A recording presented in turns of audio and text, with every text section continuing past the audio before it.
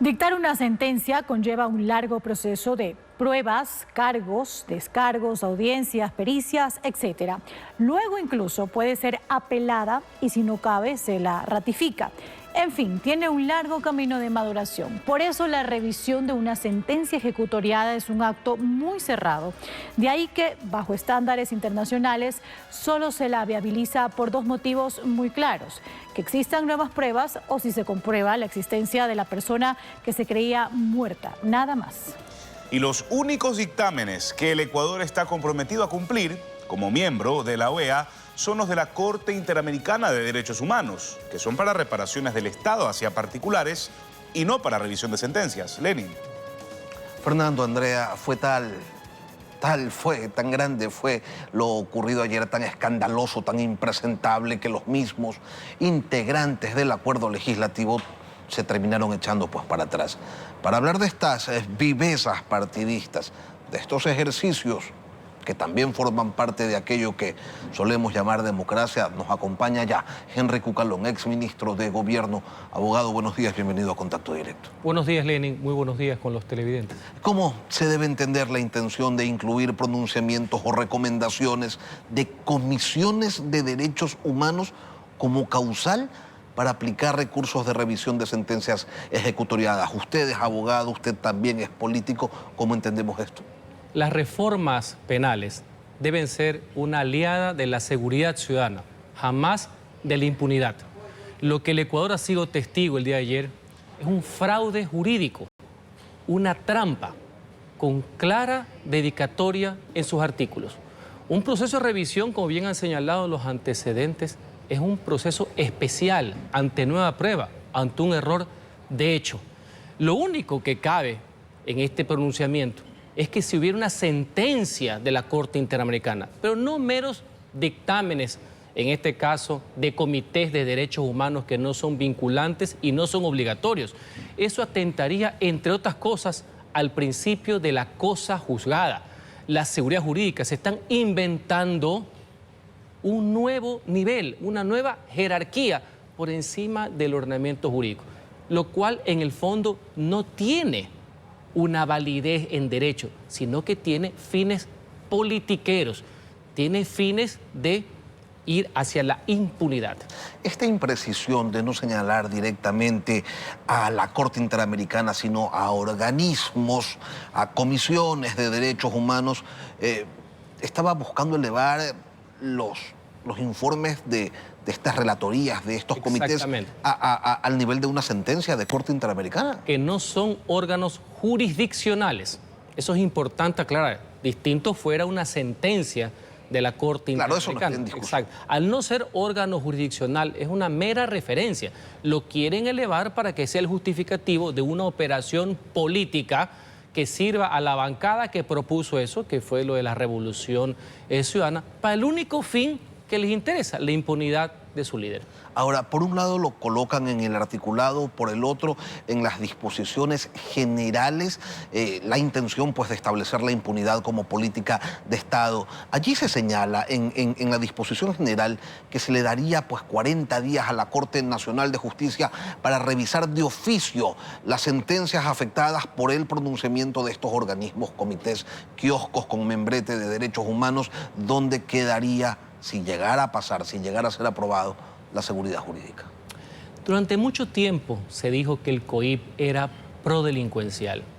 Ahora sí, si se llegara a aprobar esta malhadada reforma, podemos ponerle la etiqueta completa, prodelincuencial, porque pone inclusive de forma inmediata esa aplicación de la revisión, sin tiempo.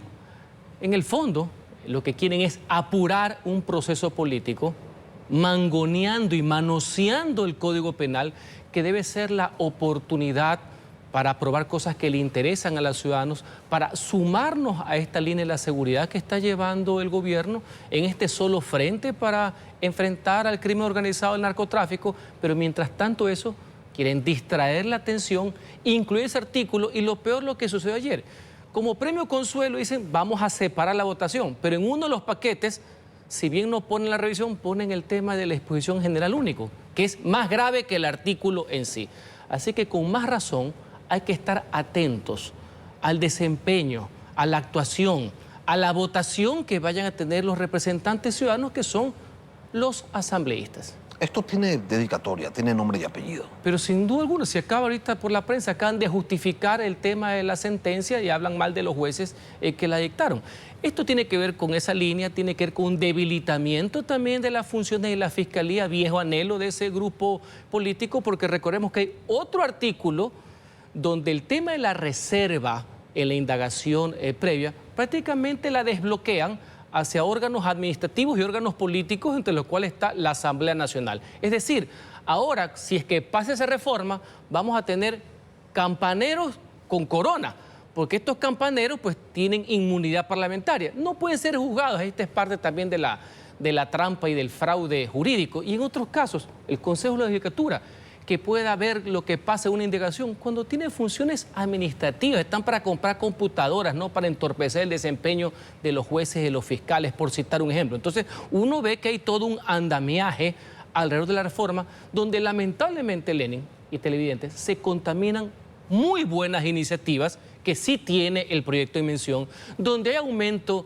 de penas en algunos artículos, temas de tráfico de drogas, extorsión, entre otros, y lastimosamente el debate se cierne en algo que nunca debió de ser motivo de aquello, que es favorecer a la impunidad. Ahora, si bien esto tiene nombre y apellido, también podría ser utilizado así como por un político de cuello blanco, por un delincuente común, con mucho dinero para pagar abogados que concurran a estos organismos internacionales, a hacerles el lobby y finalmente obtener pues, un pronunciamiento favorable a su causa. Por cualquiera que tuviera una cosa juzgada y quisiera tomar un atajo para ver si le viran la sentencia. Lo que pasa es que no todo el mundo puede tener cuello blanco, pero no todo el mundo tiene representantes en la Asamblea. Pues esa es la pequeña, gran diferencia, ¿no? Y algunos de esos representantes en la Asamblea han sido, pues, titulares del Consejo de Participación Ciudadana y eso ya es otra instancia, que denota claramente lo innecesario que son ciertos estamentos, lo politizados que siempre han estado. Absolutamente, y por eso quiero también ser propositivo. En los próximos días la Asamblea Nacional tiene que darle la cara a los ciudadanos y la espalda a este sentimiento de impunidad. Eso tiene que dividirse. Yo sí creo que es necesario que se aprueben algunos artículos. Ahí, por ejemplo, está como se amplía el catálogo de delitos que ya no van a ser, una vez sentenciados las personas, sujetos a beneficios de prelibertad, los beneficios penitenciarios, el régimen abierto y semiabierto. Recordemos, Lenin, en su momento, en el año 2019, yo fui el proponente, el autor de la reforma por los cuales los asesinos y los violadores cumplen cana completa, que puede llegar inclusive a 40 años. Ahora veo que se amplían a otros delitos. Me parece muy bien. Cuidado, perdemos la oportunidad de estar a favor de los ciudadanos, de dar mejores herramientas para que los operadores de justicia, para que la fuerza pública enfrente a estos criminales con este tipo de distractores que solo le interesan a las personas que le siguen debiendo a la justicia y al pueblo ecuatoriano. Pero la forma de votación depende pues únicamente del ponente de la reforma y el ponente de la reforma. La forma en que se hace la moción. Exacto. Y del presidente de la Asamblea. Del presidente de la Asamblea también, pero la propuesta de quién debe salir. Por eso ahora que se ha puesto en conocimiento ciudadano esta treta, por decirlo menos, que pasó de agache, que quisieron pasar por la rendija, por debajo de la puerta, es importante que personas que sí conocen de derecho y que sí hay en la Asamblea Nacional hagan la moción correcta para dividir, pues no como la división de ayer, que mantenía la disposición general de efecto inmediato y cumplimiento del tema de la revisión, para aprobar todo lo positivo, que no se pierda ese trabajo productivo, fructífero a favor de la gente, y que el presidente de la Asamblea utilice esas capacidades que tiene de negociación para estar a favor de la gente. Usted que tiene una amplia experiencia en la política y buena parte de ella pues se construyó precisamente en la Asamblea Nacional, ¿qué pasa por la cabeza de un político, de un asambleísta cuando plantea, cuando propone, cuando sostiene una torpeza de esta magnitud impresentable, inconstitucional? ¿Qué es lo que creen? ¿Que nadie se va a dar cuenta? ¿O que si se dan cuenta pues no importa porque finalmente tengo los votos para que pase? ¿Qué piensan? La lógica de cualquier político es ser consecuente con sus principios y con sus ideales. Que haya una coherencia entre lo que dice entre lo que piensa y entre lo que finalmente hace, que es la votación, que es ese momento sagrado en que uno consigna la posición. Yo creo que hay gente importante en la Asamblea que tiene que salir por sus fueros y rechazar esto. En el otro caso, están siendo consecuentes con su agenda. Su agenda es la impunidad. Su agenda es a rajatabla hacer lo que sea, con triquiñuelas incluidas, me explico, para ver cómo le salvan el pellejo a quienes los pusieron ahí. Entonces, creo que la mayoría de asambleístas, en consonancia con el pueblo ecuatoriano, tienen que desechar eso frontalmente. No solamente en este caso votando en contra de esa malhadada pretensión, sino diciéndolo frontalmente en los debates. Señores, esto no es correcto, esto no debe ser motivo de debate, no debe ser motivo de resolución. No se puede desbaratar el ordenamiento jurídico de un país solo para beneficiar a una persona en particular. Usted dice, en la Asamblea hay gente muy valiosa, sí hay gente experimentada, que tiene conocimiento pues, de los procesos a los que se podría decir o pensar que no les van a ver la cara. Por eso es que no se entiende cómo es que estos experimentados, esta gente valiosa, esta gente a la que no se le puede o no se le debería poder ver la cara, les pasan por las tranqueras ciertos articulados y dicen, mira, resulta que tanto no me di cuenta que incluso voté a favor de ese informe en la comisión respectiva y vamos, pues, si ni siquiera los experimentados, si ni siquiera a los valiosos están pendientes del asunto, de la construcción de la norma, ¿en manos de quién estamos? La experiencia me obliga a no generalizar. Yo sé que es difícil, más en un cuerpo colectivo como es la Asamblea, en que por uno pueden pagar todos, que es distinto a las funciones ejecutivas de aplicación directa. Pero justamente para eso es el debate. En el supuesto no consentido de que los hayan sorprendido en la comisión, ya sea porque estaban con sueño, ya sea porque no van nunca, vieja práctica algunos legisladores que ahora supuestamente son referentes, pues ahora está en el debate en el Pleno, que es otra instancia. Hay 2 debates e inclusive la oportunidad, espero que no sea aprobado, que el presidente vete, recordando que los presidentes solo pueden vetar lo aprobado. O sea, hay varias instancias de colegislación, pero la más importante es la de la presión ciudadana.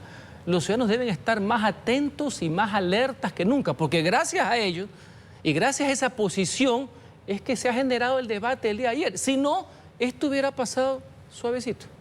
¿Tiene salida este entrampamiento? Tiene salida, la salida es dividir, desechar, negar esas pretensiones e ir a lo positivo, que sí lo hay, ya sí lo hay, no hay que perder el tiempo, hay temas interesantes como lo que hemos conversado, aumento de penas, entre otros, que eso se apruebe, que el presidente lo sancione y sigamos adelante, un solo puño para enfrentar el crimen organizado del narcotráfico. Y el legislador ponente insiste en querer poner, en colocar pues un caramelo envenenado en una moción y otro en la otra.